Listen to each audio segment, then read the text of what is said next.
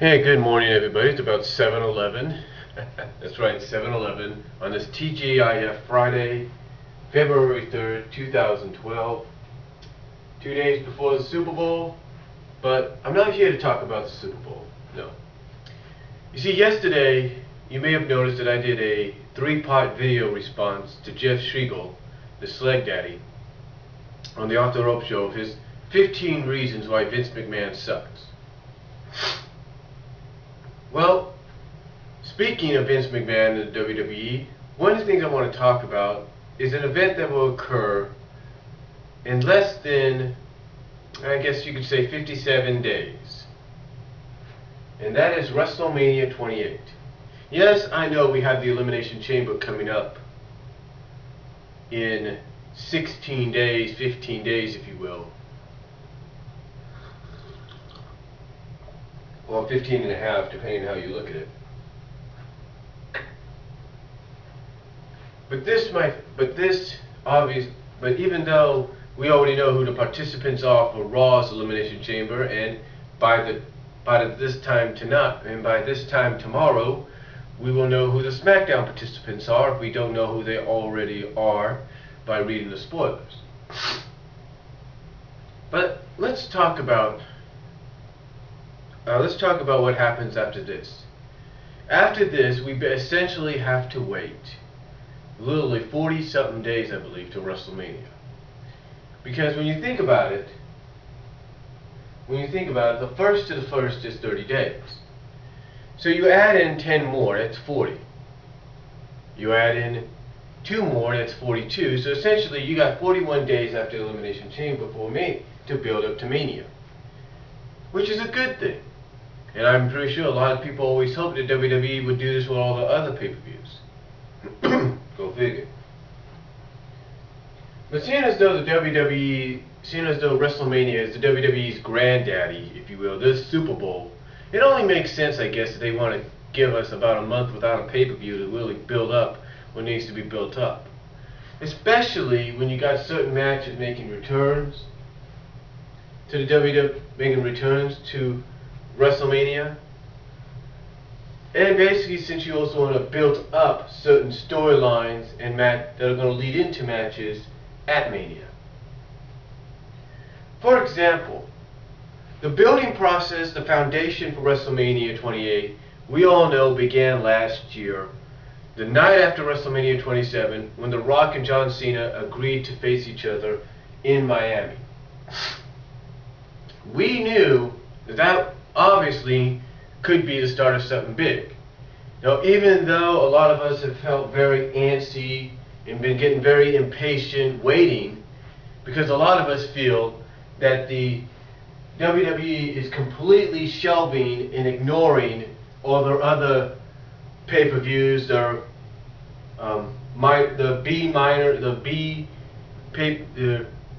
B show pay-per-views, and the other 3 Fab 4 pay-per-views. We know that, well, not that we know, but we feel that we're not really putting too much effort into it because the main focus is this year's WrestleMania in 57 days in counting. So that right now is the only negative about that. The fact that you got all these other pay-per-views. You had all these other pay-per-views, including Elimination Chamber coming up. And in the eyes of a lot of us, they're not putting too much emphasis on those B-show level pay-per-views or those other three out of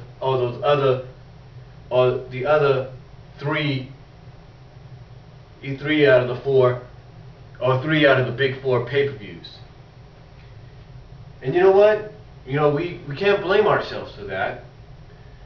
We can't really blame ourselves for that. We always hope a wrestling company will build up their pay-per-views better than they should. But, with WWE, the main focus being WrestleMania in this match between Cena and The Rock, there's not really much we can do. But even though yesterday, myself and Jeff, along with a few others, did videos and video responses to the 15 reasons why Vince McMahon sucks, I will give WWE credit on one thing, and that fact is that they are finally starting to plan out the process, if you will, for WrestleMania. They're starting to plan out long in advance what kind of matches we want to see or may see at Mania. Now, one of the matches that's been rumored and talked about kind of got a start. Well, actually, two of them actually kind of got the first fire shot, if you will, this past Monday night on Raw, with The Undertaker returning as Triple H was about to release, storyline-wise, John Laurinaitis, as well as Chris Jericho interfering at the end of a very classic, very good matchup between Daniel Bryan and CM Punk by giving CM Punk the code breaker. So apparently we do have the building foundations, the other parts of the foundation for WrestleMania being, built upon The Rock and Cena. So we got a few more foundations being built on for WrestleMania. And then you add in the fact that you also have Sheamus winning the Royal Rumble, and a lot of people kind of projecting at the fact that Sheamus may challenge for the World Heavyweight Championship. We're not totally sure. WWE, as we know, could throw us another swerve, another curveball, and have him challenge for the WWE Championship. So again, you throw Sheamus into the mix with his Royal Rumble win, and and his decision that he'll make apparently on the Raw after Elimination Chamber. You throw that in, and there's another piece of the foundation helping to build WrestleMania up to hopefully be a good WrestleMania. And then you have something that occurred on WWE.com that apparently is going to be played out now, I'm guessing towards WrestleMania.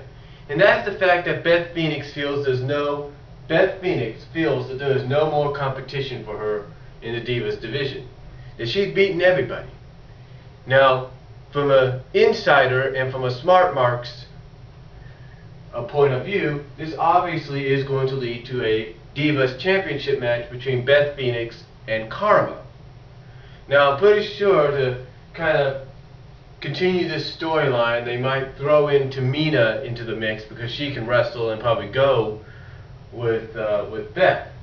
So there's possible now. So there is another part of the building, another part of the foundation to help build WrestleMania set into place.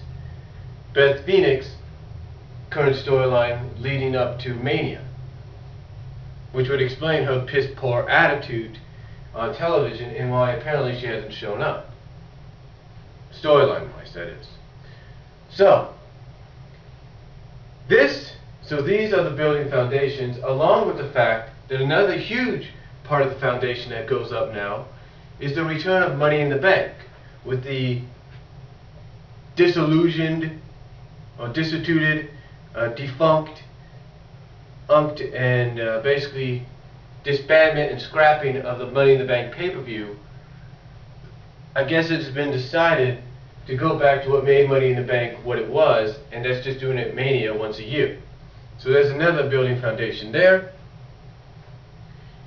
So all these situations are being built up right now. All these things that I've mentioned are the building foundations for WrestleMania to try to make it bigger than probably any WrestleMania they had in recent memory. And it's all due to the fact that the first part of that foundation was set in stone, if you will, and built upon over a year ago. So basically by doing that, WWE apparently wants to try to set in stone certain foundations that are equal, or that can basically be associated and are worthy enough match-wise to be on the same card as Rock and Cena. Now, of course, you also add in rumors and stipulations, like with Triple H and Taker possibly, that Triple H and Taker could be Hell in a Cell, which to me would be the first outdoor Hell in a Cell, the second Hell in a Cell at Mania, but the first outdoor one, and with the possibility that Shawn Michaels could be the special referee. So, add all that in, with the possible addition, of course, of celebrities and all that, and how big and how much that place is going to get sold out. Sun Life Stadium, Dolphin Stadium, whatever you want to call it.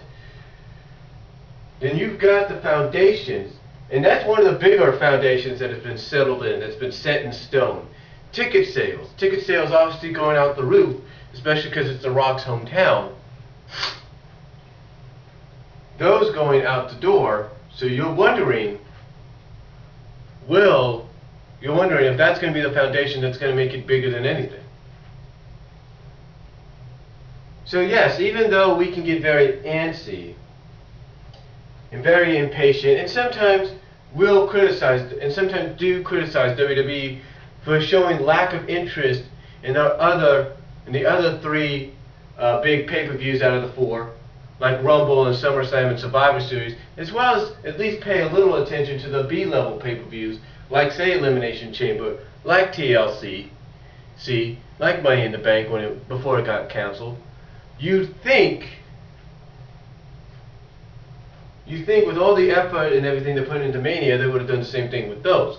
But again, when you take a look at the fact that it was reported that WWE is now planning ahead of itself, the people in charge are trying to plan ahead, make sure they get everything corrected, make sure they have backups just in case. You can't really blame them that much. You can't really blame them. And again, yes, I know I did a 3-part video response to Schleg Daddy's 15 reasons why Vince McMahon sucks. But the thing is, I stay true to what I said there, but here's the deal. Here's the deal. The fact of the matter is, right now you can't truly blame Vince McMahon for this, or you can't blame those that he's put in charge, or even Stephanie for this, because they're trying their best, if you will, to plan ahead, make sure they have all the things set in stone, make sure they have backups and alternatives. So, again, even though we want to blame WWE, and we have the right to, and we justifiably, I should say, have the right to blame them for not putting much effort and acknowledgement in all the other pay-per-views, including the other 3 out of the Fab 4, you know, and we justifiably have the right to, because they should do that. You can't really put too much blame on them, because they want to make sure they have everything set and ready and have backups ready just in case something happens, some alternatives.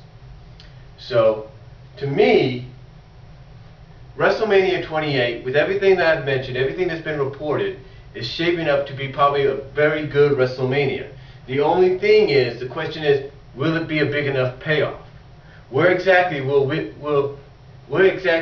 each match be placed on, positioned on the card, should they happen the way I've talked about? Again, and along with that, again, it goes back to how big is the payoff going to be? Are we going to have Undertaker go 20-0? Are we going to have fans literally riot if not only Undertaker's streak is broken, but if Rock loses in his hometown? These are questions that will ultimately decide what the payoff is going to be. So, right now, shaping up wise on paper, it's shaping up to be a very good WrestleMania. Probably one of the better ones I've seen being built from the ground up. And we'll just have to see what happens from there. That's all I'm going to say, folks. Comment down below if you like. Tell me what you guys think. Do a video response if you want to. And I'll talk to you later.